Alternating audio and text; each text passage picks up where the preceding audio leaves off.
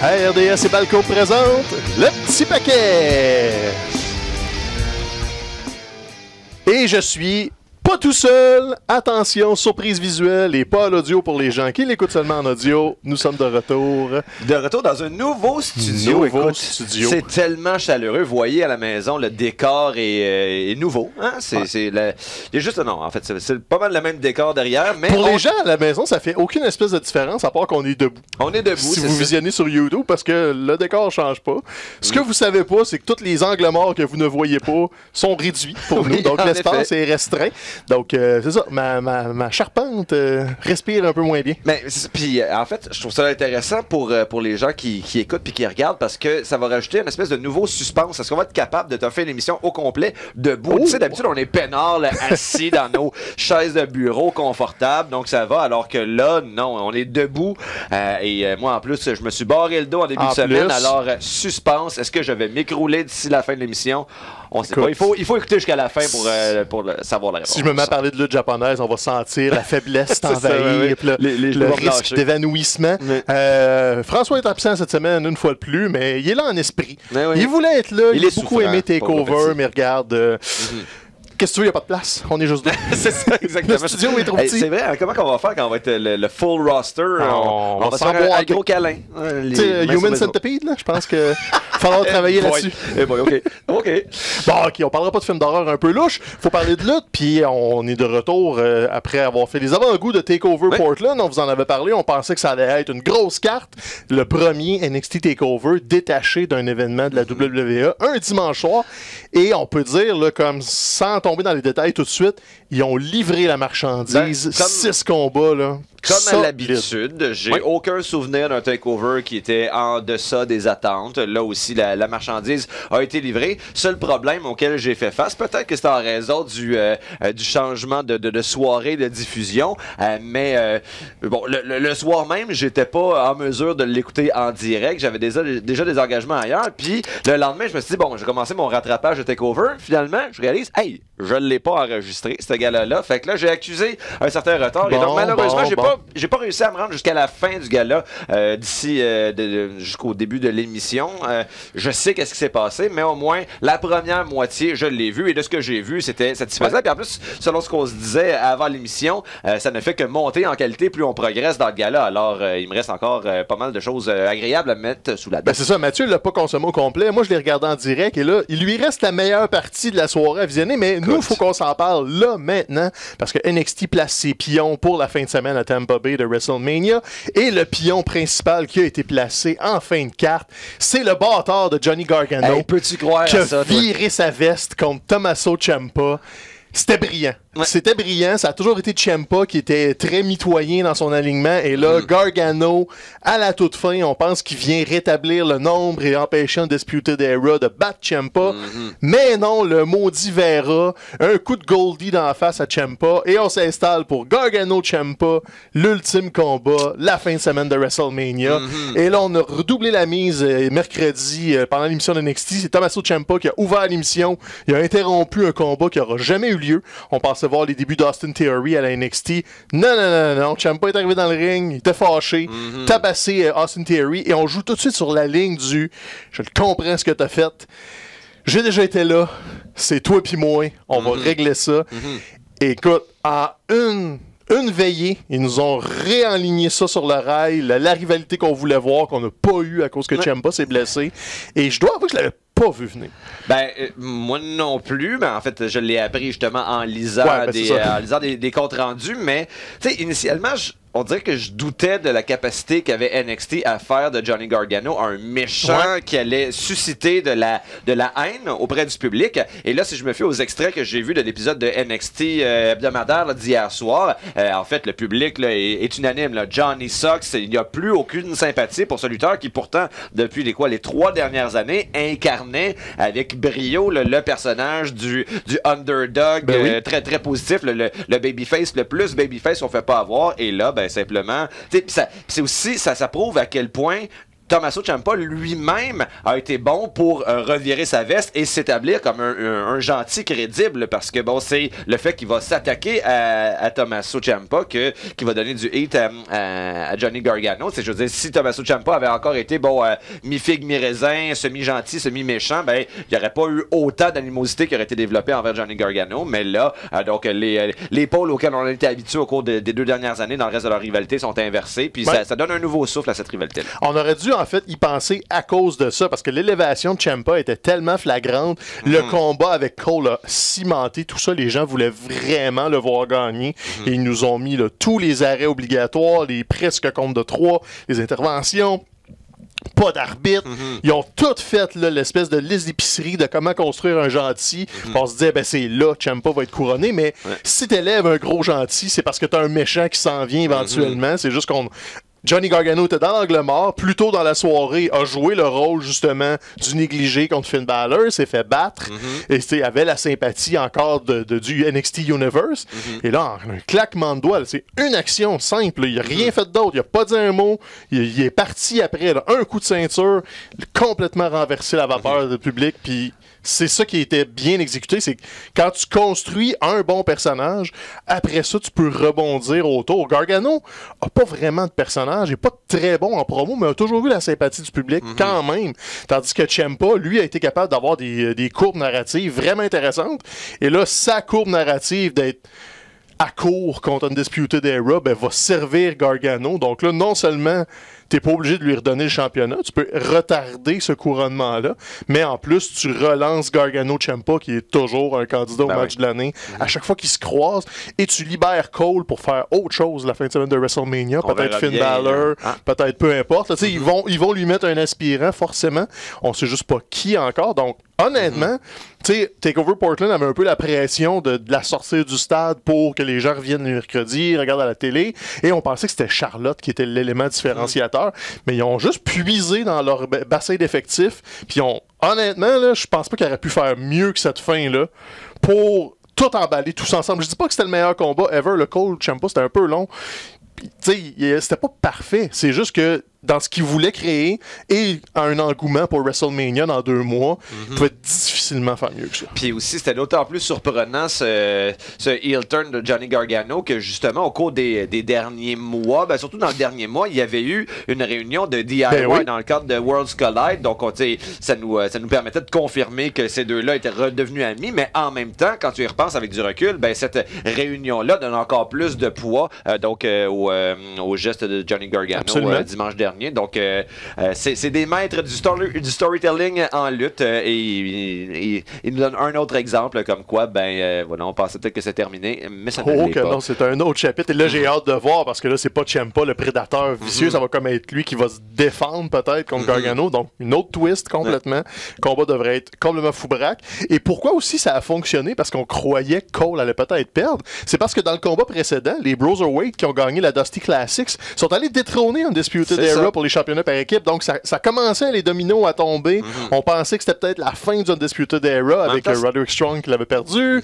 Là, les championnats par équipe venaient de leur glisser des mains. On se disait, c'est peut-être à soir que tout explose. Mais en même temps, c'est bien aussi d'y aller étape par étape plutôt que tout d'un coup, plus ou moins tout d'un coup. Là, mais voilà. Donc, on avait un peu prédit que ça allait être la fin du règne d'Undisputed Era la semaine dernière. Mais voilà, avec du recul, je me dis, juste perdre une ceinture à la fois, c'est une meilleure façon de raconter l'histoire. Ça nous tient plus engagés. C'est une meilleure façon de raconter l'histoire et ça pourrait t'ouvrir la porte aussi éventuellement à peut-être isoler Adam Cole dans Undisputed Era d'une façon ou d'une autre si jamais tu veux jouer cette carte-là. Mais sinon, championnat par équipe, honnêtement, là, c'était probablement mon combat préféré de la soirée. C'est vrai? C'était pas, tu sais, il y avait rien d'extraordinaire. C'était pas non plus révolutionnaire, mais on se demandait un petit peu ce que Riddle puis Dunn allaient donner ensemble. On les avait vus dans la Dusty Classics, mais ils apprenaient à se connaître. Et là, ce qu'on a remarqué, de O'Reilly puis Fish, c'est une merveilleuse équipe. Ça fait 15 ans qu'ils font ça, puis ils n'ont pas besoin comment dire, qu'on mousse un petit peu leur candidature. C'est une excellente équipe. Et là, ils ont affronté justement 2 vedettes montantes NXT. Matt Riddle est allé prouver là, que dans un bassin de lutteurs lutteur établi, populaire et des vedettes. Il est une tête en haut de tout le monde. Matt Riddle est une superstar. C'est sûr. C'est juste qu'il n'a pas reçu encore la locomotive pour le transporter. Je le dis depuis 1 an et demi, depuis qu'il est à la NXT. Éventuellement, Matt Riddle va être the guy.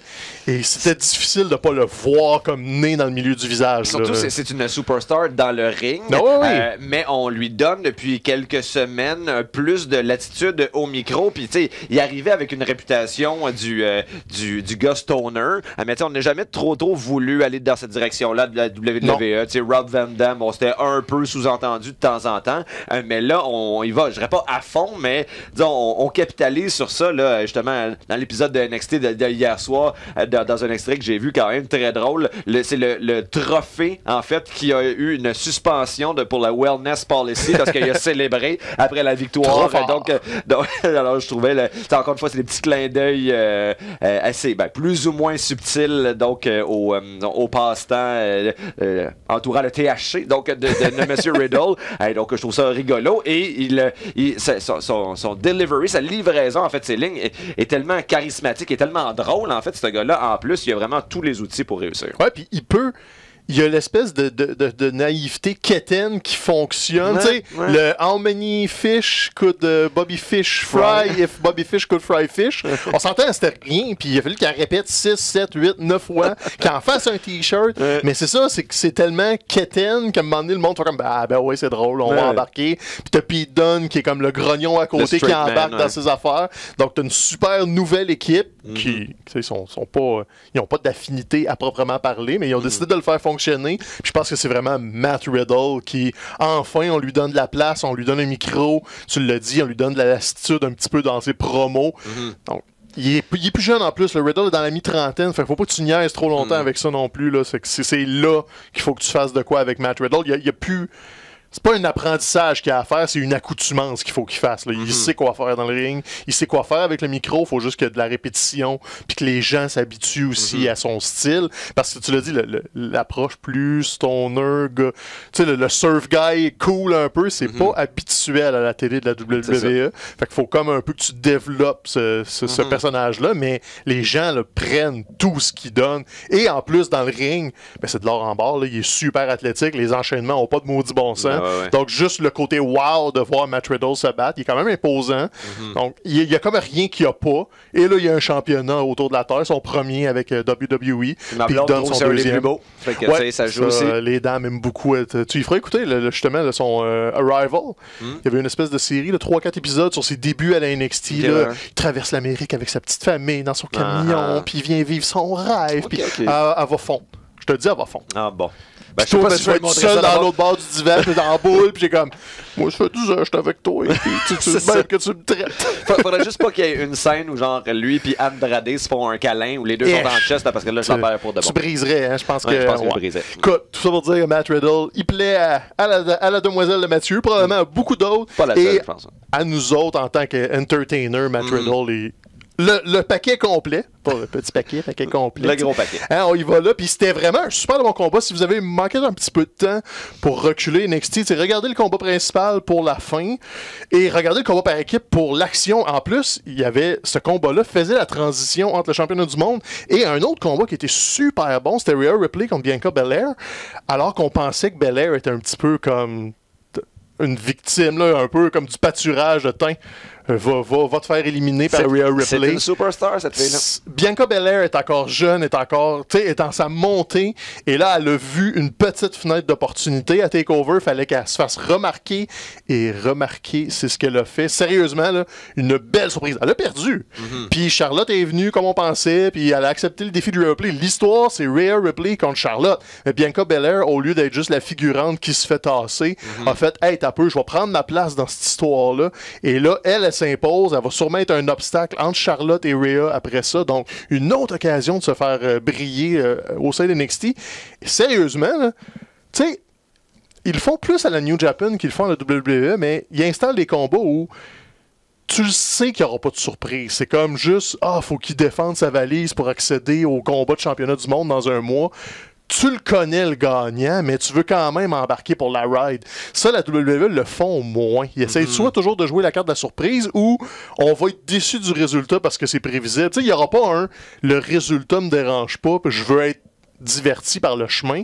Bianca, c'est ça qu'elle a réussi à faire. On se doutait toutes qu'elle allait perdre, mais elle a rendu la ride. L'hypothèse que peut-être que Charlotte allait faire dérailler, en tout cas. Mais t'as une belle naïveté, c'est pas pareil, ça. En même temps, il faut se raconter des histoires comme ça pour se motiver à regarder, parce que si on sait tout d'avance, comme tu dis, des fois, c'est peut-être moins intéressant à voir. Ouais, mais ça, c'est comme... Tu sais, sans dire que c'était une surprise, on s'attendait à ce que ça soit bon. Ils ont vraiment monté la barre. Puis là, Rhea Ripley a eu une bonne performance. Tandis qu'à Worlds Collide, ils ont comme manqué de temps, c'était moins intéressant. Là, ils l'ont bien établi, un 13 minutes bien tassé, là, puis Rhea Ripley.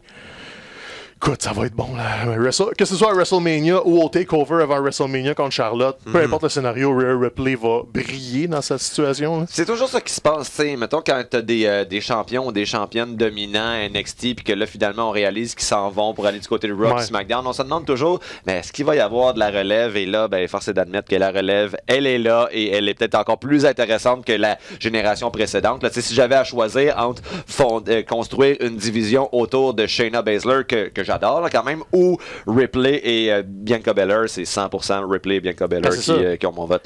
Puis sont les deux dans la mi-vingtaine, on parle pas de vétérans. T'sais, Shayna Baszler est dans la fin trentaine.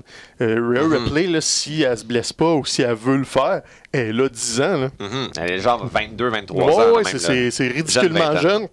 Elle était déjà propulsée vers les plus hauts sommets. Donc, quand Charlotte puis Becky vont approcher la fin, Rhea va être encore dans son prime. Fait que t'es comme, OK, go, investissez là-dedans. C'est sans faire un parallèle boiteux, là, mais est un peu dans la même posture que Brock Lesnar était au début des années 2000, parce qu'il est arrivé très jeune. Il sortait de la NCAA.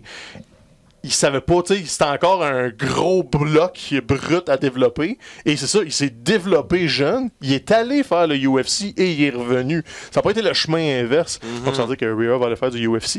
C'est que là, ils l'ont dans son état brut, ils peuvent faire ce qu'ils veulent avec. Et à date, ça va super bien. Puis, on est déjà investi dans sa quête de succès à cet âge-là.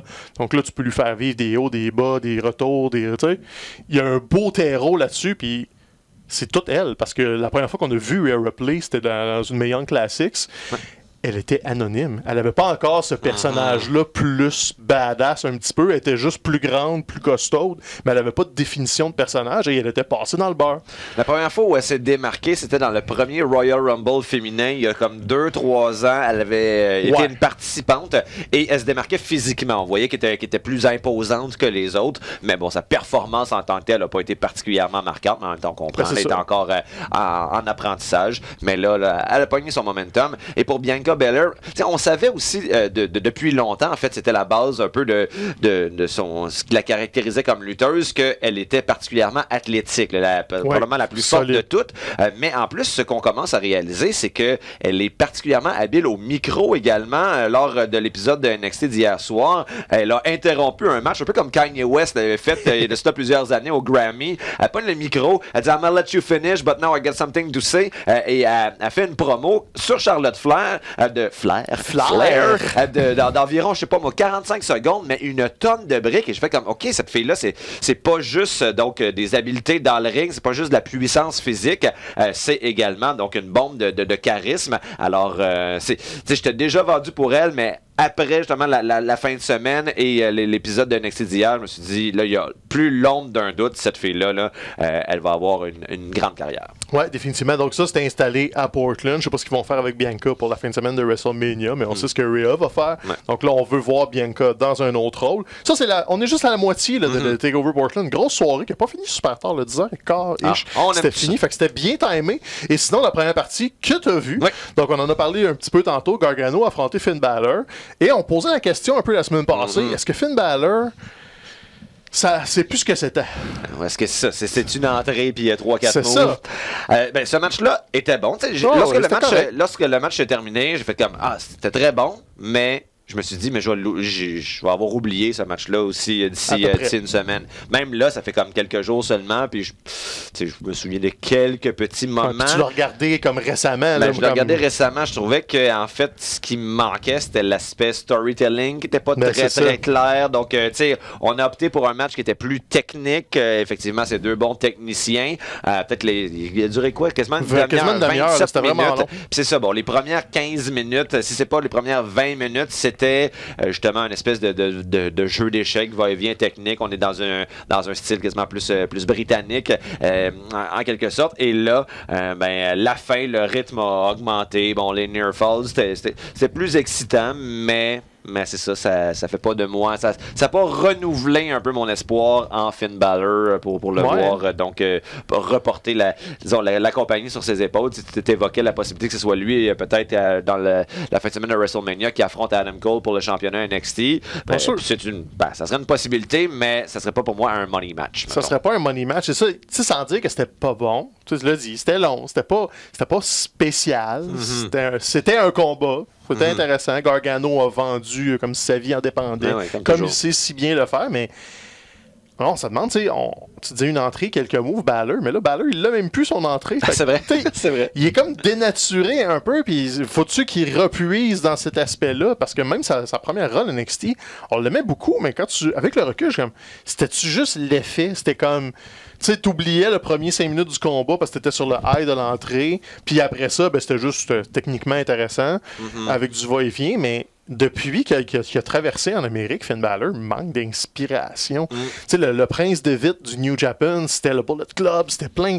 C'était jeune, c'était baveux, c'était nouveau. Et là, on dirait, tu sais, je l'ai dit un petit peu la semaine passée, il est sur le pilote automatique et je vois pas comment il va se sortir de ce funk-là, à moins d'un changement d'attitude ou d'un combat marquant. Il l'a eu, justement. Il arrivait à NXT, bon, on se dit, enfin, Finn Balor devient méchant, ça va lui insuffler une nouvelle énergie, mais même ça fonctionne pas. Il n'est pas méchant à proprement parler, il est juste un peu indépendant de tout le monde. C'est comme s'il avait donné la poussée initiale, puis qu'après ça, rendu dans la côte, il descendait ses breaks, genre, comme on avait 8-9 ans, puis qu'on se disait que la catastrophe arrivait au bout de la côte en vélo. Donc, tu sais, tout le potentiel est là, puis s'il y a quelque chose qui colle pas, puis j'irais pas admettre que c'était mauvais, c'est pas ça, là, je me suis pas emmerdé. Bon j'étais juste comme... il manque quelque chose. Comme quand tu vois une photo d'un plat vraiment le fun, genre d'une promo, mettons, Saint-Hubert lance une promo, il a bien l'air bon ce sandwich-là, puis là tu le reçois, puis c'est comme... tous les ingrédients sont là, mais... Je pensais que tu parlais de photos de vaisselle ou de plats Tupperware. Je passe bien du temps dans ma journée à regarder des photos de plats sur Internet. Écoute, là, quand je vois un creuset, là, ça coule ici. Bon. Alors, écoute, c'est ça qui manque à Finn Balor. Et surtout que ce match-là arrivait après 2 matchs qui, moi, m'ont quand même beaucoup impressionné. Keith Lee contre Dijakovic au début du gala. Bon, Keith Lee continue de construire sur le momentum qu'il avait déjà. Très impressionnant. Bon, c'est sûr que la plupart des moves qu'il fait, on commence à les avoir déjà vus, mais en même temps, c'est le cas de tous les lutteurs. Quand un lutteur maîtrise son arsenal, on va le revoir à satiété. Et lui, je suis pas encore tanné de le voir, pas du tout. Et le public non plus. Il est extrêmement over. Et Dijakovic, c'était un match de gentil contre gentil qui a été très bien exécuté. Des fois, on trouve que gentil contre gentil, ça manque un peu d'intensité, ça manque un petit peu d'enjeu. Mais là, étant donné que c'était le 3e match d'une rivalité qui s'étirait depuis un petit bout de temps, le rubber match qu'on appelle dans le lexique, on insistait sur le fait que les lutteurs se connaissaient bien et ils ont essayé de se dépasser. Et c'est surtout,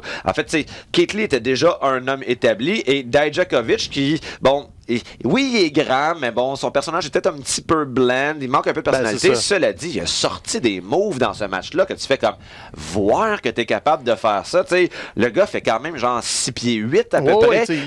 Il monte sur la 3e corde. Il fait pas un moonsault, là, il fait un corkscrew moonsault. Là, donc, pas grand monde qui sont capables de faire ça, même dans les cruiserweight, et il l'exécute parfaitement. Et sans parler, après ça, de l'espèce de move là, où il va asseoir Keith Lee sur une chaise entre les deux dames des commentateurs. commentateur, puis il fait une espèce de flip dessus. J'étais comme, voir que t'es game de faire ça. Alors, c'était un excellent exemple de match dans lequel le perdant voit sa valeur marchande augmenter et justement l'espèce de respect qu'il y avait entre les deux lutteurs à la fin du match. Donc, Keith Lee qui remonte Dijakovic puis qui l'aide à monter même dans le coin du ring pour qu'il puisse profiter des acclamations de la foule. C'était un beau moment. J'ai trouvé ça excellent. Et ensuite, Dakota Kai contre Tegan Nox. Des lutteuses que, bon, j'avais pas vu beaucoup. Non, j'étais au courant de leur existence. Bon, évidemment, le coup de pied de Dakota Kai à War Games, avait été le point de départ de cette histoire-là. J'étais pas particulièrement excité. Et bon, ils sont battus pendant quoi? 13 minutes 24. Et ça a été un 13 minutes particulièrement intense du début à la fin. Là. Je veux dire, ils ont été stiffs, là, ces deux filles-là. J'avais l'impression que c'était des lutteuses un peu plus, surtout Dakota Kai avec son personnage de quasiment quasi Bayley, un peu bubbly. J'avais jamais trouvé intimidante physiquement, tandis que à la suite de ce match-là, j'étais OK, ces filles-là sont capables de faire un match de lutte et ils ont pas peur de rien dans le ring. C'est vraiment un match qui avait l'air de faire mal. Et donc, ça, c'est tout à leur honneur. Donc, vraiment, cette première moitié de gala-là, il me reste. C'est sûr que je vais écouter le reste, mais m'a, disons, familiarisé davantage avec des lutteurs dont je vais vouloir suivre le reste de la carrière. Non, c'est ça. Puis là, en plus, on va les revoir la semaine prochaine dans une cage. C'est CT, Kai contre Nox. Ils ont annoncé ça. Donc, tu sais, une belle rivalité qui se poursuit dans le temps. Et tu l'as dit, le Lee Dijakovic, quand on en a parlé la semaine passée, j'avais un petit peu avisé les gens. Surveiller le combat, ça risque de voler le show. On l'avait déjà vu à la NXT en version un peu édulcorée. Et là, ils nous ont donné la version qui donnait à la PWG, par exemple. Parce que ces deux-là se sont croisés sur la scène indépendante. Souvent, c'était genre un happening. Quand Dijakovic puis Keith Lee se croisaient, les gens savaient que c'était ça qu'ils allaient voir. Donc, c'était quelque chose qu'ils faisaient souvent. Comme à l'époque, là, on remonte, là, quand Chris Hero croisait CM Punk, par exemple, des trucs comme ça, ça vendait la carte juste ça. Ils nous ont donné quelque chose qui lui ressemblait. C'était pas 100% ce qu'il faisait à la PWG, mais c'est là que Dijakovic brille et ça cache ses faiblesses aussi parce que quand il se bat contre Keith Lee, ça paraît moins que les transitions entre les gros moves, c'est pas toujours là. Le storytelling de Dijakovic, c'est très bof, mais avec un adversaire qui est très familier avec Keith Lee, qui peut prendre tout ce qu'il donne, ben là, ça camoufle un petit peu ses angles morts, et là, lui, il ressort de là, comme tu disais, ça brille, il va pouvoir avoir une autre rivalité, puis être à la télé avec une familiarité, tandis que Keith Lee va aller vers, on sait pas trop qui, peut-être Velveteen Dream, peut-être, tu sais, il faut l'installer, le prochain adversaire de Keith Lee, puis là, c'est ouvert devant lui, là, mais... On cherchait le prochain adversaire de Adam Cole pour le championnat NXT. Velveteen, tu viens de le dire, en plus, c'est en rivalité avec Undisputed Era. Mais, tu sais, j'espère qu'ils iront pas là. Ah ouais? Parce que je pense que Velveteen, c'est peut-être pas encore le temps. Et c'est qu'ils mettraient sur la glace un truc que moi, j'espère qu'ils vont aller faire, qu'ils ont installé depuis 3 mois, c'est Walter contre Adam Cole. Parce qu'ils ont installé Walter au Survivor Series, ils ont installé à Worlds Collide, mais ils ont jamais fait un contre un. Donc, si tu fais UK contre NXT, ton takeover de WrestleMania, moi, je trouve que c'est un money match. Pas fou, hein? Est-ce qu'ils vont aller là? Je ne sais pas. Je suis pas du tout dans le secret des dieux. C'est plus un souhait que j'aimais en fonction du booking. Tu sais, c'est pas, je le sors pas de mon chapeau, là. C'est comme, ils ont été en rivalité pendant 3 mois. C'est juste qu'ils ont jamais eu la collision. Je sais pas. Moi, c'est là que j'irais. Peut-être Velveteen, parce que là, ils veulent le reconstruire. Il a affronté Roderick Strong, donc il est en retour en forme.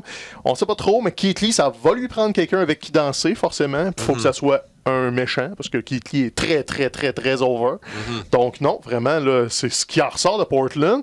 Et, tu sais, on est fin février-ish. WrestleMania, c'est début avril. Ça va aller vite, là, parce qu'il reste le show qu'il faut pas mentionner dans un pays obscur la semaine prochaine.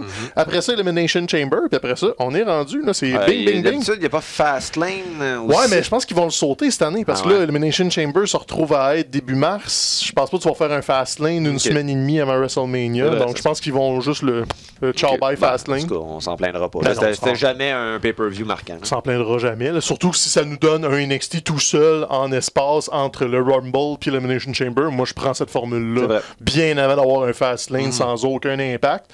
Donc, tu sais, NXT, là, oui, ils perdent encore la guerre des codes d'écoute, mais ils n'ont pas lancé la serviette. Le produit est excellent. Et si Raw et SmackDown vous parlent moins, suivez l'heure de télé d'NXT chaque semaine et suivez les takeovers. Il y a vraiment de quoi de divertissant dedans. Et c'est le plus proche d'une alternative à la WWE que vous pouvez avoir sans débourser ailleurs qu'à la WWE. C'est ça la beauté, c'est que c'est un produit qui est différent, mais c'est de l'argent que vous investissez déjà si vous avez le network. C'est pas un extra qu'il faut aller chercher comme aller chercher le câble ou payer pour la New Japan. C'est là, c'est dans votre face. Il faut juste aller le consommer.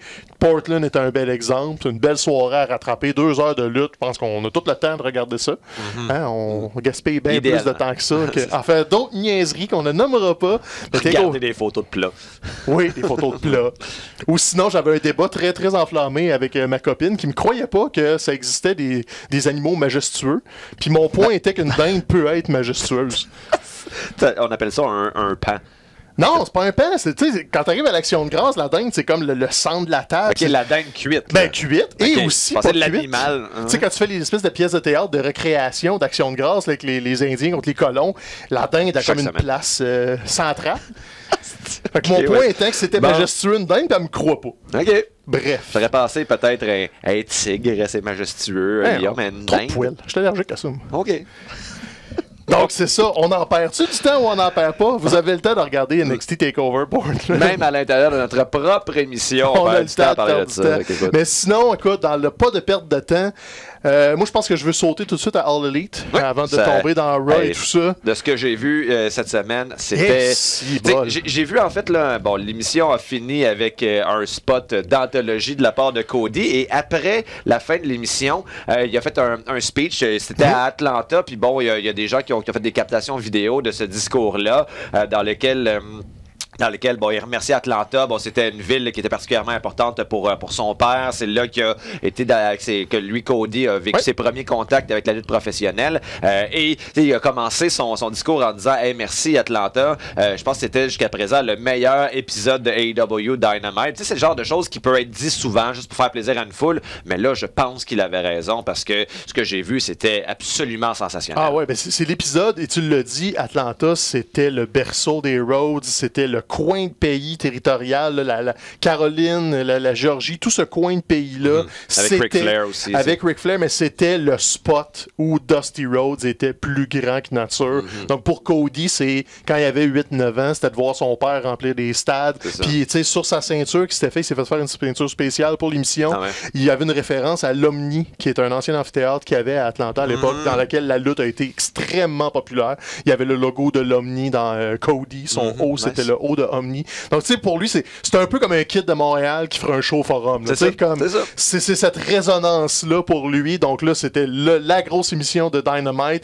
Une semaine et demie avant Révolution. Donc, on n'est même pas dans le dernier. Il reste une émission avant Revolution. Imaginez la semaine prochaine que ça va la semaine prochaine. Mais honnêtement, ils ont tellement tout donné cette semaine que je pense qu'à la semaine prochaine, il faut juste laisser retomber un petit peu la poussière pour aller à Revolution. Parce que Cody, avec un match en cage, le premier de All Elite Wrestling, contre Wardlow, on s'en fout de Wardlow. C'est son premier match, lui aussi. Je pense que oui. Son premier match en solo à All Elite. Mais le but, c'était qu'il fallait qu'il batte Wardlow pour avoir son combat contre MJF. Parce que le combat est toujours pas signé. Parce que la clause est il n'a pas le droit de toucher à MJF avant Revolution. Donc là, la semaine prochaine, MJF va tout faire pour essayer de faire sortir Cody de ses gonds pour se sortir de ce combat-là. Donc, attendez-vous à des bassesses. Attendez-vous à peut-être même Dusty qui se fasse attacher. Pas Dusty, Dustin. C'est ça. Il va déterrer Dusty. Ça serait trop. Ça serait too much, je fais pas ça. Ils l'ont essayé à WWE, les affaires de cadavres, puis tu fais pas. Tu te souviens pas le Big Boss Man qui avait kidnappé le cadavre du père du Big Show? Là, oui. Il l'avait attaché derrière son auto. Là, tu fais pas ça. Tu vas pas là. C'est fini, ça. Fait que non. MJF va rester dans la limite d'essence, mais tu sais, Dustin pourrait être une cible des mécréances de MJF. Et là, c'est ça. Il reste une semaine. Fait qu'on va sentir la panique monter. Déjà, dans le match de cage, il a tout essayé. Il a essayé de tourner Arn Anderson contre Cody. Fais-lui qu'est-ce que t'as fait à son père. Ils ont trouvé des spots nouveaux avec la cage aussi. Oui, on parle du backflip, mais écoute, MJF donnait des coups de cage à Cody. C'est ça, la cage n'est pas exactement identique à celle qu'on est habitué de voir à la WWE. Donc, aussi bien exploiter les nouvelles features de cette cage-là qui va emboîter en fait l'extérieur du ring. En fait, c'est les cages des années 80. C'est de la cage à poule, c'est de la cloture Frost. moins solide. Donc, le but de ces cages-là, c'est pas de s'en sauver, c'est juste d'enfermer le monde dedans. Cody était capable de monter, parce qu'un coup sur le 3e câble, il te reste 2-3 barreaux, mais monter 15 pieds de clôture frost, là, comme le Hell in a Cell de Mankind contre Taker, on le voyait avoir de la misère à monter la clôture frost, puis il y avait des spots avec des trous pour l'aider. Mais là, c'est carrément ça. Fait que cette clôture-là est malléable. On l'a utilisé à cet escient-là. Faut se lancer dedans et on frappe avec. Cody saignait encore une fois. Il est en train de développer la même habitude que son père. On va se faire saigner dans un gros moment. All Elite va aller là. Donc, tu sais, puis ça, c'est juste une rivalité. Fait que c'était le gros combat de Dynamite. Mais je pense que c'était même pas le meilleur combat de Dynamite parce que t'as eu un combat de championnat par équipe avec les Lucha Bros contre Kenny Omega puis le Hangman Page. C'est comme, comment ça peut être mauvais cette affaire-là? Pentagon a sorti un Running Canadian Destroyer. Oui. Comment? Non, c'est ça. Je comprends pas. En partant, en se donnant un swing sur le dos, je pense, de son frère ou de Hangman Page, c'est ça. Comme tu te donnes un élan, tu sautes, t'arrives sur Omega, tu flippes en Canadian Destroyer, je suis comme... Ça n'a aucun sens, là. Tu sais, moi, je veux dire, je suis pas depuis longtemps les Lucha Bros. Et forcément, dès le premier contact que j'ai eu avec eux, c'est Pentagon qui a attiré mon attention parce que, bon, visuellement, c'est lui qui est le plus impressionnant. Son maquillage et tout, son costume. Cela dit, plus je vois Ray Phoenix, plus je dis, OK, c'est lui le véritable talent entre les deux. L'aisance avec laquelle il sort des moves qui n'ont pas d'allure, ça m'impressionne comme rarement. Les High Flyers m'ont impressionné. Donc, et ce match-là, justement, je ne l'ai pas vu au complet. J'ai vu des extraits, mais c'était comme juste un highlight reel quasiment du début à la fin. Puis tu sais, tu l'as dit, Phoenix, c'est le meilleur lutteur des deux. C'est lui qui était méga champion à la AAA quand Kenny Omega est allé chercher cette ceinture-là. Donc, c'est lui qui a l'espèce d'endossement en solo que Pentagon n'a plus. Mais Pentagon a le charisme, autre chose. C'est ça. Ray Phoenix est un joyau de lutteur. Et là, on l'utilise encore. On leur donne pas la ceinture. On continue de construire Omega et Hangman parce que là, leurs aspirants pour Revolution, ça va être les Young Bucks. Parce qu'on avait une espèce de Royal Rumble qui était un foutoir des équipes. Ça a été un petit peu discutable. Matt Jackson a sorti un peu comme John Cena à la fin de tout ça. Là. Il 3 méchants contre lui, pas de problème, il va gagner le Royal Rumble. Mais tout ça est installé pour que les Bucks soient en collision avec The Elite, Kenny Omega et Hangman qui est jaloux de cette relation-là. Donc, ça, là, on continue à tirer là-dessus. Puis là, physiquement, dans l'émission, il y a même eu un moment où Hangman tirait sur Omega, puis les Young Bucks tiraient sur son autre bras, puis t'avais Omega qui était comme « Hey, t'as peur, là, je suis déchirant de mes chums, puis mon partner avec qui je suis champion par équipe. » Donc là, on installe ce combat-là pour le championnat, et c'est ça qui est beau, c'est que je sais pas comment ils vont l'amener.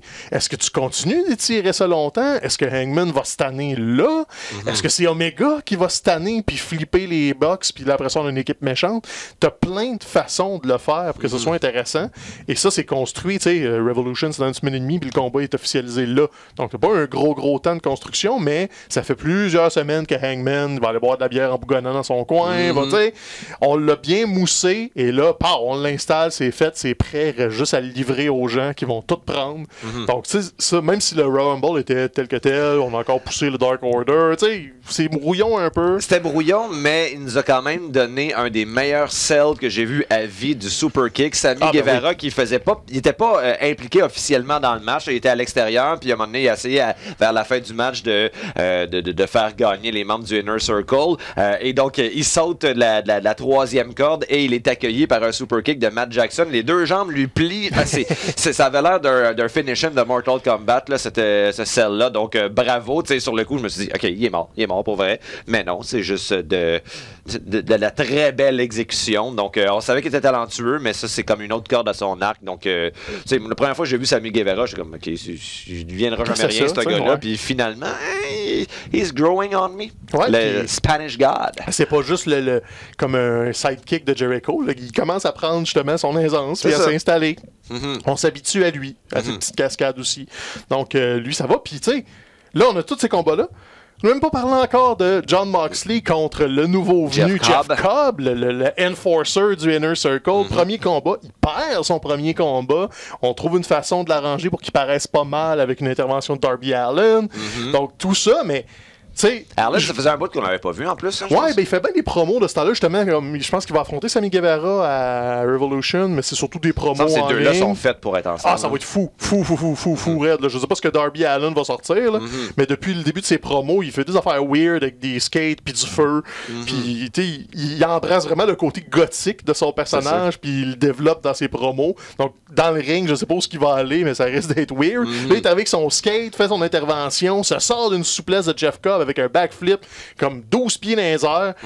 Et Jeff Cobb paraît super bien. Même dans la défaite. Même dans la défaite. Moxley est toujours en route vers Jericho. Il est comme tous les obstacles, il est tasse.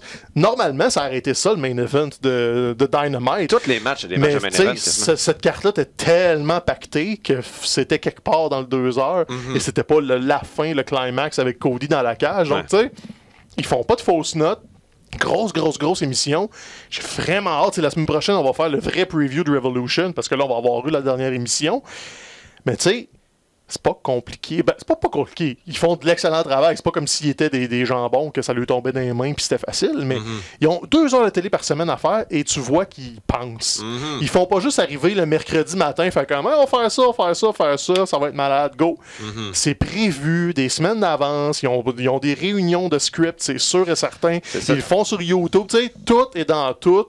Et c'est juste ça la différence. Ils sont pas plus talentueux que les gars de la I. Ils ont pas plus de moyens. Ils ont 4 fois moins de moyens même. Ils font juste prendre le temps de le faire comme il faut. Versus la WWE qui est un peu prisonnière de son moule de on est une grosse business. Il faut que la business grossisse et avance en même temps. Donc c'est quasiment le revers du succès. Tu sais, il y a 20 ans, la business n'était pas aussi grosse que ça. Ils pouvaient se permettre de survivre un peu plus, d'avoir la WCW en avant d'eux autres, mais de faire comme, OK, nous autres, on va réagir de même. Là, ils peuvent plus juste réagir. Il faut qu'ils... Tu sais, c'est un géant qui bouge lentement, tandis que All Elite est un... En plus, c'est bien la comparaison, parce que c'est à l'image aussi du type de lutteur privilégié. les géants qui bougent lentement. Bravo, t'es un naturel. Hey, les liens, hein? Écoute, on va y aller à la WWE. On a parlé d'All Elite, on a parlé de NXT. Raw cette semaine, SmackDown la semaine dernière, regarde. Moi, ça fait une couple de semaines que je dis que SmackDown est oubliable et Raw est bon. J'ai trouvé que cette semaine, c'était un peu le contraire. Il y avait du meilleur à SmackDown qu'à Raw. Ah bon, le segment d'ouverture de Raw, lui, c'était quand même réussi. On pensait que Matt Hardy était parti pour de bon la semaine dernière avec le concerto que lui avait fait Randy Orton. Mais non, il revient et il se fait encore plus maganer. Là, j'ai honnêtement de la difficulté à voir comment il pourrait revenir après ça. Lui sur Twitter fait des allusions un peu subtiles à AEW, etc. Donc, tu sais, ça nous apparaît comme étant la prochaine étape logique pour lui. Mais bon segment d'ouverture, mais après ça, j'ai trouvé qu'on était un petit peu sur le pilote automatique. Shayna Baszler qui, a du temps d'antenne un petit peu plus. Donc, ça, c'était bien. Mais, tu sais, tu parles que c'est le pilote automatique. Là, ce qu'ils sont en train de faire, ils sont retombés dans le piège que Brock n'est pas là jamais. C'est Paul Heyman qui vient parler à sa place, blablabla. Et là, c'est en train de freiner Drew McIntyre. Qui était là une tonne de briques en sortant du Rumble. Et là, ça fait 3 semaines qu'il est avec MVP. Là. Comme faut que Brock soit là en quelque part à un moment donné. Il affronte personne. Là. Il compte son kick avant de le faire contre quelqu'un qu'on s'en fout. Alors que Brock Lesnar est la proie. Fait que, le gars avait toute la vitesse du monde. Et là, il est tombé dans la voie lente sur le côté de l'autoroute. Puis comme, attends que l'autre revienne, chef. Puis il fait du temps. Puis c'est comme ça que tu casses ton beat. Il pouvait pas avoir plus de rythme que ça. Là. Ça allait super bien au Rumble. Et là, tu peux même pas me dire ce qu'il a fait à Rock tellement c'était banal. Donc, tu sais, c'est supposé être ton main event de WrestleMania. Probablement le gars qui va gagner à WrestleMania puis sortir de là champion, tu lui donnes même pas l'espèce de grâce d'avoir un peu de vitesse avant de rentrer là. Surtout contre MVP qui, il y a 2 semaines, nous avait dit c'était mon dernier match à Raw. Donc là, le revoir lutter, t'es comme juste, tu trouves ça bizarre. Je comprends pas. Pourquoi. Donc, non, ça a l'air que c'est son dernier pour vrai parce qu'il a enlevé sa strip de nez. Ah, ben là, écoute. Fait que techniquement, c'est la fin. Mais tu sais, Undertaker avait enlevé son chapeau à la fin de WrestleMania, je sais plus, 33. Ouais, vrai, puis il est revenu 22 fois depuis. Il est revenu encore, puis là, semble-t-il qu'il va encore revenir à ce WrestleMania contre possiblement AJ Styles. Donc, on verra bien. Si c'est effectivement une rumeur qui se concrétise, AJ Styles, j'avoue que c'est probablement un des meilleurs adversaires pour Taker parce que il est capable de tenir un match sur ses épaules. Tant qu'à faire un match nostalgie, moi je prendrais Sting, là, puis faites 10 minutes, puis brûlez pas AJ Styles dans ce combat-là, mais regarde, c'est ça qui pourrait arriver. Mais si on a à retenir, ne serait-ce qu'une seule chose de la WWE cette semaine, Dolph Ziggler, on s'entend là, il se passait rien avec lui. Il essayait d'avoir du hate depuis longtemps et ça ne marchait pas, là, ces histoires de It Should Have Been Me, là, c'était pas intéressant, mais là, en se pointant à la date de Otis avec Mandy Rose. Écoute, si je le vois dans la rue, ce gars-là, j'y sac une volée. Genre, c'est inacceptable, Dolph Ziggler, de faire qu'est-ce que t'as fait. Donc, je pense que présentement, c'est lui qui a le plus de hit dans la compagnie au complet à cause de ce segment-là. Un segment qui a, disons, touché les bonnes notes. Le SmackDown, en général, était bien. Bon, mis à part encore la rivalité Roman Reigns contre Baron Corbin qui s'étire trop longtemps. C'est pas parce que tu fait se battre Roman Reigns avec Daniel Bryan que tout d'un coup ça va devenir plus intéressant. Donc ça c'était oubliable. Mais mis à part le segment de Otis et de Dolph Ziggler, ce que je retiens c'est Sami Zayn, le segment avec Cesaro. Ils ont réussi à faire en sorte que la foule chante More Cowbell, More Cowbell, More Cowbell. Ça c'est We Want Cowbell. En tout cas, donc j'ai trouvé ça absolument merveilleux et donc Elias continue à être over même s'il se bat pratiquement jamais. Donc ce segment-là, même si c'était pas de la lutte, c'était de l'entertainment, c'était bien réussi. Donc tu sais, peu importe ce qu'on dit, oui on s'ennuie de voir Sami Zayn se battre, mais il est systématiquement là à chaque semaine et il fait tout ce qu'il peut faire avec l'occasion qu'on lui donne. Donc je pense que la compagnie lui fait encore beaucoup confiance. Mais t'es même pas allé dans le segment que moi j'aurais souligné de SmackDown. C'est-à-dire, mon segment préféré, c'était The Fiend qui rebat à sa place Hulk Hogan. Oui, Hulk Hogan qui est là en promo vidéo, NWO, puis The Fiend arrive, puis il lui dit l'équivalent de Toss-toi vieux sale, c'est ma place ici, t'as plus d'affaires là, avec le cadre de Hogan, puis tout. C'est correct, si c'est ça l'utilisation qu'on fait des vieux de la vieille qui reviennent dans les pattes de Bray Wyatt, j'ai encore peur qu'ils perdent contre Goldberg la semaine prochaine, mais si c'est ça l'utilisation, je peux vivre avec. Mais pour ça, là, quand j'ai vu ce segment-là, je repensais à ton hypothèse la semaine dernière que Goldberg gagne. Là, je me suis dit, est-ce qu'ils sont en train de setuper qu'est-ce qui va venir après Goldberg? C'est-à-dire que ils vont faire un mini-match Hogan contre The Fiend à WrestleMania qui va être un squash, là, une espèce de... Hogan va faire un move, va se pomper les biceps, puis après ça, il va avoir un mandible club, puis ça va être tout. Peut-être. Pitié, non. Faut pas qu'il revienne dans rien. D'un, il est trop vieux, c'est dangereux. Puis de deux, moi, je veux même pas le voir. Personnellement, non, moi non plus, je suis toujours à malaise à chaque fois qu'Hogan est là. C'est fini, c'est ship as sailed, là. Fermez le livre, là. On s'entend, le meilleur plan, ça demeure encore Fiend contre Roman à WrestleMania, mais... En tout cas, on verra bien ce qui va se passer au cours des prochaines semaines. Il y a un petit stress. Vas-tu l'avoir, notre Roman Reigns Goldberg, tu penses? Je pense que oui, moi. Mais regarde, c'est la WWE, ils aiment ça, changer les histoires sur un scène. Check le lien. Parlant d'histoires qui changent, ils ont dévoilé sur le network la semaine passée une nouvelle série documentaire sur l'époque qui a suivi l'Attitude Era, c'est-à-dire la Ruthless Aggression. On l'oublie un petit peu, on a comme un bon recul, là, ça fait presque 20 ans, là, mettons 16-17 ans, donc le recul est assez intéressant pour y revenir et le raconter. Et là, ils nous sortent ça, un épisode par semaine, il y en a 2 déjà. Le premier sur la naissance, du pourquoi il y a eu le Ruthless Aggression, il fallait sortir de l'attitude puis de l'après Rock Austin. Et le deuxième épisode, c'est sur John Cena, du début de John Cena jusqu'à son premier championnat du monde, la tranche charnière où on a vu Cena passer de jeune premier avec les cheveux bleachés au Doctor of Thugonomics à héros des jeunes. Donc ça, c'était intéressant. Et, tu sais, côté production, là, top notch. Ils sont capables de le faire. Si vous avez écouté la série qu'ils avaient produit sur les Monday Night Wars, c'est exactement la même formule. Donc, on sait que la WWE, et ça depuis très longtemps, sont particulièrement doués pour faire des montages. Que ce soit donc, les petites promos là, pour mousser des combats dans le cadre de gala pay-per-view ou justement les séries documentaires, c'est toujours très bien. Moi, justement, ça m'intéressait parce que l'ère Ruthless Aggression, c'est justement l'ère à laquelle j'ai décroché quand Austin et The Rock sont partis. puis ben moi-même, j'arrivais à un moment dans ma vie où je me suis dit, bon, peut-être que c'est fini la lutte pour moi. Donc, tout ce qui est John Cena, Batista, etc., là, j'ai à peine connu. Donc, quand je suis tombé sur le premier épisode, j'ai vu juste le premier, non pas le deuxième encore, mais j'étais comme, ah, wow, ça me parle. J'ai besoin d'avoir ces informations-là pour comprendre cette espèce de petit trou dans ce que je sais de l'histoire de la lutte. Et là, j'avais l'impression d'en apprendre beaucoup, mais en discutant avec toi, il y a un peu de révisionnisme historique. Hein. Ben, c'est ça qui arrive. Toi, tu l'as pas vécu, la Ruthless Aggression, fait que tu te fais présenter un truc qui, narrativement, se tient. Parce que tu as vu l'après, donc c'est, ah ben oui, ils sont passés d'un point A à un point B, ça marche. Moi, je l'ai vécu, la Ruthless Aggression, et je m'en souviens.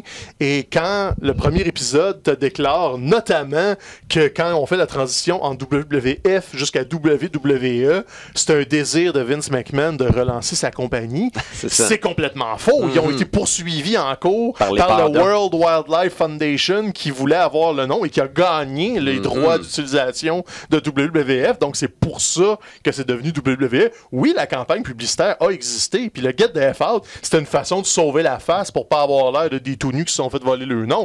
Ça a jamais été une idée de génie de Vince McMahon pour faire passer à un autre épisode d'Attitude Era. Donc, tu sais, c'est des détails comme ça qu'on va raconter l'histoire d'un certain angle. Steve Austin passe pour le pire des chiens sales d'être parti alors que le jeu de coulisses n'était pas exactement comme ils l'ont raconté. On a l'air de passer très vite les épisodes où, tu sais, John Cena a été l'élu, puis t'as eu Rock Austin, un peu Brock Lesnar, mais entre les deux, il y a eu Triple H qui a monopolisé la scène principale pendant 5 ans. Évidemment, on n'évoque pas Chris Benoit. On n'évoque pas Chris Benoit. Puis ça, c'est correct, je m'y attendais pas, mais Triple H, tu sais, qui est encore le dirigeant de NXT, le beau-fils de Vince, c'est le prochain héritier probablement de l'Empire. On voit tout de suite que c'est fragile. La seule mention de Triple H à date, c'est quand sa rivalité avec John Cena. John Cena a remporté son premier championnat du monde contre Triple H. C'était pas contre JBL? Oui, contre JBL, son deuxième. Son premier WrestleMania, il a battu Triple H à WrestleMania, puis il a reçu un peu les clés du char. Et là, c'était pas Triple H comme l'Empire, c'était le méchant cool que le monde voulait cheerer. Fait que là, c'est là qu'il a commencé à huer Cena. Fait que tu sais, c'est pas tout à fait faux. Mais c'est pas tout à fait vrai non plus. On flippe un petit peu la perception. John Cena aussi, on améliore énormément son ascension et tout ça. Donc, tu sais, on va vous raconter des vraies choses. Les images archives sont très cool. Il y a des affaires qu'on n'a pas vues souvent, notamment Cena avant le Doctor of Thugonomics. C'est des images qu'on n'a pas vues souvent avec ses maillots de couleur dans le temps qui était un babyface très mauvais. Là, ça marchait pas en toute son affaire. Donc, tu sais, ça, c'est cool. Ils vont piger dans ça. Mais, tu sais, les intervenants, c'est genre... pas Vince, mais son head writer de l'émission, c'est... voyons, le gars qui a le podcast, que j'oublie son nom, le Brother Love, Bruce Pritchard, qui est à l'emploi de la WWE à ce jour, qui est genre le second de Vince. Donc, il ira pas le pitcher en bas de l'autobus. John Cena vient parler de lui-même, avec quand même une belle candeur, et admet qu'il a fait des erreurs, mais ça reste lui-même qui te raconte son histoire de tout le monde était contre moi, puis j'ai réussi, le You Can See Me, puis Overcome Everything, tu sais. Tout ça est très, très, très mielleux, mais j'ai quand même beaucoup de fun à le regarder. C'est juste que prenez pas ça pour du cash.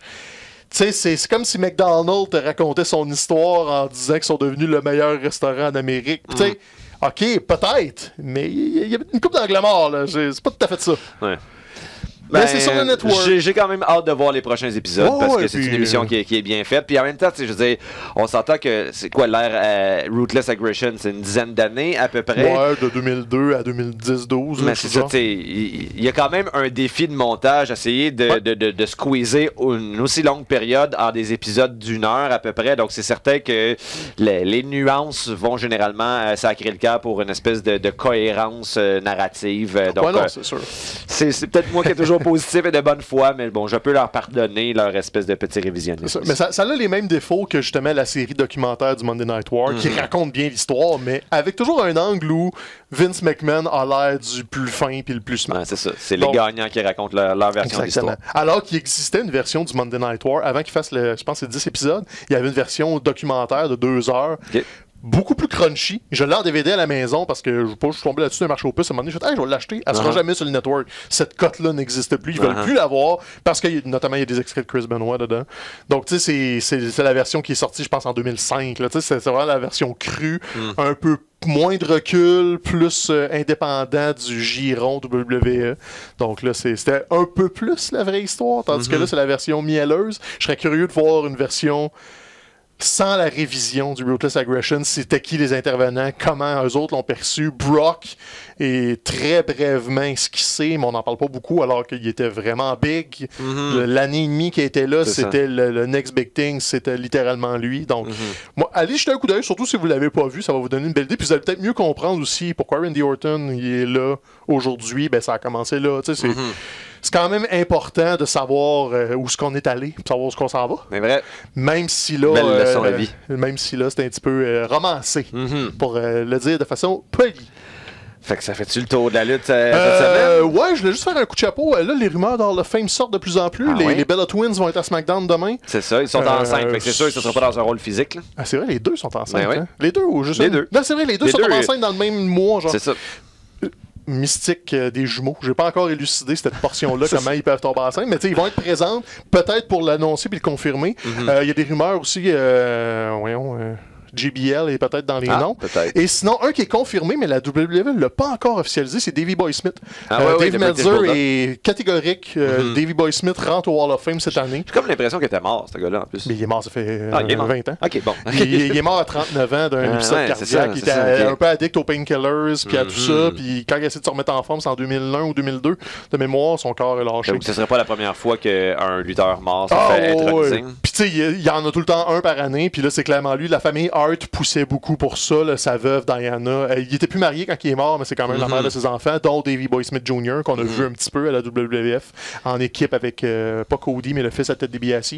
Puis aussi avec Tyson Kidd. Donc, tu sais, on l'a revu sur le network, donc tout est dans tout. Si Davey Boy Smith Jr. recommence à apparaître dans des trucs de network, c'est probablement parce que c'est lui qui va venir présenter son père au Hall of Fame, ou Brett, ou les deux. Donc, Davey Boy Smith va être là, vous allez voir des archives. Le gars a une grosse carrière, c'est juste qu'elle a été courte. Il est mort à 39 ans. Fait qu'à un moment donné, tu fais pas des miracles. Il est en chicane souvent avec la WWF, mais sinon, il a monté à la fin des années 80 en équipe. Il est reparti, il est revenu, gros match à Wembley pour le championnat intercontinental à SummerSlam. 92. Honnêtement, un des meilleurs combats que j'ai vu de ma vie, encore à ce jour, pour l'histoire, pour la magnitude.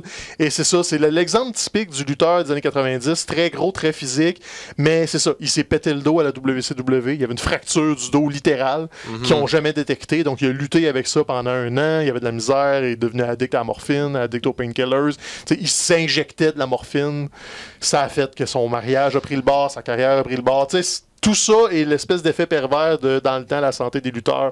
On s'en foutait pas mal, puis c'est le mental après ça qui encaissait tout. C'est pas lui aussi que Jacques Rougeau avait identifié comme vraiment un bully de vestiaire. Il y a eu des rivalités dans le temps. Lui puis le Dynamite Kid, dans les années 80-90, faisait des pranks en coulisses à tout le monde. Et il y en a qui haïssaient ça, puis c'était peut-être de l'acharnement un petit peu, dont Jacques et Raymond n'aimaient pas les Bulldogs à cause de ça, parce que ça se pognait en coulisses, ça se volait le savon. Puis ça, c'est les petits pranks, il y en a des pas mal plus salés que ça. Si vous fouinez un peu sur le web, remplacez le savon par des affaires que vous voulez pas imaginer, puis c'est ça.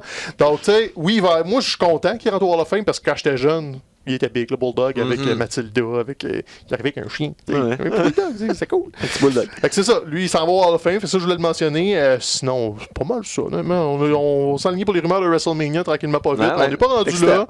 New Japan, c'est tranquille. ROH, on va s'installer pour des gros shows. On va vous en reparler de la ROH. Là, c'est plus tranquille. Ils installent. Mais le show Past vs. Present va être le fun. Il s'en vient bientôt.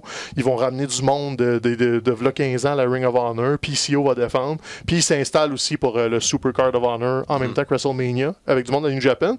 Et un truc qu'on vous a pas dit la semaine passée, que New Japan revient aux États-Unis à Madison Square Garden. Donc, surveillez la vente des billets. Je ne sais pas si ça va être quand, probablement en avril qu'ils vont mettre ça en vente. Mais ils s'installent la même fin de semaine que SummerSlam qui est à Boston. New Japan à Madison Square Garden. Je vais essayer d'y aller si tout concorde bien. Je te le souhaite. C'était vraiment, vraiment le fun. Le MSG l'année passée, c'était un de mes highlights de la fin de semaine de WrestleMania. C'était New Japan à MSG pour le lieu et pour la fédération. C'est une salle mythique. Là, donc, ça roule de ce côté-là. Puis sinon, on ressemble à ça, la lutte. On a-tu une minute culturelle, nous autres? On est-tu culturés? Ben, j'aurais peut-être un 15 secondes culturel 15 secondes si culturel. on m'offre une trans... Oh boy! Monsieur Théâtre! Ben, je voulais juste revenir, en fait, sur quelque chose que j'ai évoqué la semaine dernière. Je disais, bon, j'avais parlé du poème Howl de Allen Ginsberg, mais mon entrée en matière, ça avait été, bon, je lisais les ouvrages qui sont nominés présentement au prix littéraire des collégiens. J'avais dit, j'étais plus ou moins impressionné. J'avais évoqué, donc, Ouvrir son cœur d'Alexis Morin et également L'Évasion d'Arthur, donc, de Simon... Voyons, Simon Leduc. Et donc, j'avais dit, j'étais pas encore convaincu. Cela dit, en toute honnêteté, je n'avais pas encore terminé L'Évasion d'Arthur et je l'ai terminé depuis. Et finalement, alors qu'initialement, j'étais mi-figue, mi-raisin, je dois admettre que à la fin, tout finit par ils ont trouvé un nouveau sens. Et donc, je passe d'une appréciation modérée à une appréciation optimiste par rapport donc à L'Évasion d'Arthur ou La commune de Hochelaga, publiée au Cartanier. Donc Simon Leduc, c'est ça? Simon Leduc, en fait, c'est le frère de Patrick Leduc, qui a déjà été associé à l'Impact, un joueur de soccer. Oui. Donc, c'est ça. En fait, il est vice-président de je sais plus quoi. Là. Ben, c'est ça. Et puis aussi Simon Leduc, qui est un ancien punk rocker, donc chanteur de La Descente du Coude, ainsi que le mythique groupe Soc la Marde et leur hit Rock ta mère. Et d'ailleurs, La Descente du Coude qui a été annoncée cette semaine comme faisant partie de la prochaine édition du Poudza Fest. Nice. Donc, le line-up a été annoncé ce lundi. Donc, les Marmottes aplaties y seront également. Et donc, le retour de La Descente du Coude. Donc, j'y serai assurément. T'es toujours là, toi, oui, toujours là. J'ai ma passe depuis le mois de novembre, alors qu'il n'y a même pas un traître band annoncé. C'est mon rendez-vous estival favori, printanier favori. Donc, on se verra dans le mosh pit sur le gazon de la place des festivals. L'ambiance est toujours malade. Sinon, moi, je voulais juste vous mentionner les rendez-vous du cinéma québécois. Ça commence là, début de la semaine prochaine ou même dimanche. On a une quinzaine de jours de cinéma québécois dans à peu près toutes les salles à Montréal. On a des petits quelque chose, mais surtout la Cinémathèque puis le quartier latin qui se retrouve être le nerf de la guerre de tout ça. Regarde, c'est l'occasion de rattraper les films que vous avez peut-être manqués, sinon de voir des cours ou des films moins connus, des documentaires. Toujours intéressant. Je pense qu'il faut se faire un petit devoir d'encourager notre cinéma. Sinon, vrai. Dans le plus commercial, il y a Mafia Inc. qui vient de sortir. Ça va, c'est bon. Moi, j'ai trouvé ça moyen correct, mais genre, écoute, tout le monde aime ça. C'est juste le dissident en chef, comme d'habitude. Donc, regarde, allez encourager le cinéma d'ici. C'est une industrie qui est le fun à encourager. Puis les rendez-vous, c'est une super belle occasion. L'organisation est impeccable. Donc, j'aime beaucoup les rendez-vous. Je vais essayer de me trouver du temps pour y aller. Mais c'est meilleur Mafia Inc. ou la série sur le Québec indépendant avec Guinada? Ça, là, écoute, as-tu une demi-heure? C'est bon. Allez lire son texte. Ouais, allez lire mon texte sur la Maison Bleue. Sinon, nous autres, on vous retrouve sur Heart Radio. C'est là qu'on veut vous voir parce que kaching, on veut les gros bidous de commanditaires. Oh boy. Sinon, après Heart Radio, un jour... non, écoute, c'est en haut et dans le coin. Là. En haut dans le coin, on le voyait pas. C'est pas bon, ça. On le voit pas. Bref, Heart Radio, iTunes, Spotify, Google Play. On va mettre ça sur YouTube et sur notre page Facebook. Abonnez-vous. On a dépassé notre objectif que Mathieu vous avait mis au défi de... Yes! Puis, félicitations à tous! Prochain objectif, c'est ça. Amenez-nous des collations, puis on se voit la semaine prochaine. C'est bon. Puis envoyez-nous des photos de plats, là. Oui, plein de plats. Des creusets, des Tupperware, des Tefal. C'est ça. Et tout. Tout le loup, là. Ciao, là. Oh.